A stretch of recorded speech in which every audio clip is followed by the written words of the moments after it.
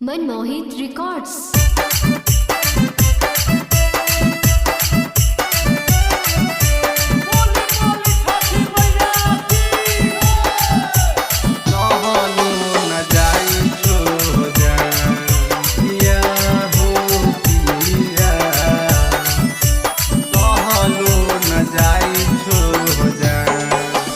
पहले बार हम करै छियो छठी पूजा सैया हो, सहलो न जाई छो एहो पहले बार हम करै छियो छठी पूजा सैया हो, सहलो न जाई छो किया हो पिया ले ले सिंहबारा नारियल जोड़े जोड़े हो तब छठी घाट जइब हो जा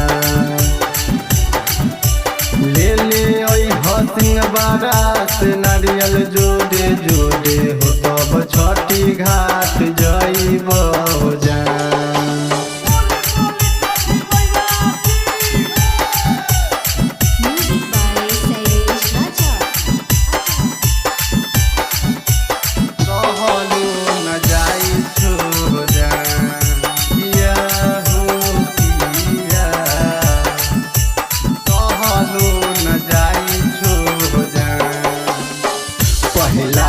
छठी पूजा हम तो करछियै हो, बेरी बेरी भूख हमरा लागै छै पिया, बेरी बेरी प्यास हमरा लागै छै पहिला बार छठी पूजा हम तो करछियै हो, बेरी बेरी भूख हमरा लागै छै पिया, बेरी बेरी प्यास हमरा लागै छै। छठी मैया दे देथिन अब गोदी में ललनमा, पूरा होतै हमरो सपना किया हो पिया ले ले हो भरवारा से नेमुआ जोड़े जोड़े हो तब छठी घाट जइबो जा ले ले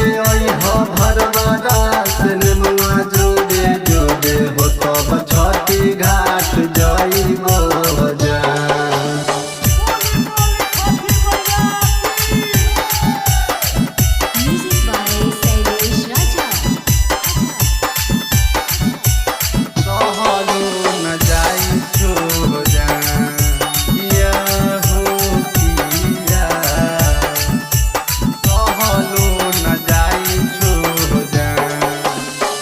राइटर ललित माधम डाला लेके जाय छै हो,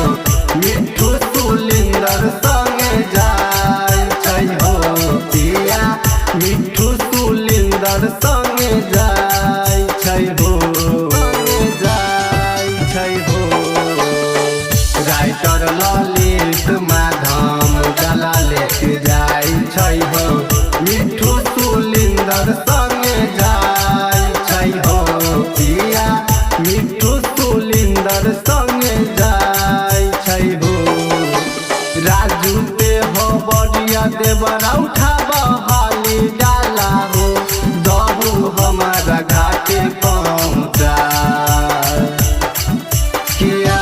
हो पिया ले ले कटरा से तू चुनरी जोड़े जोड़े हो तब छठी घाट जइब हो जा ले ले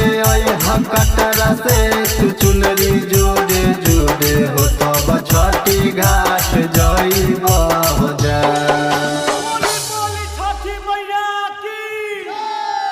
मनमोहित रिकॉर्डिंग स्टूडियो सिंहवाड़ा दरभंगा।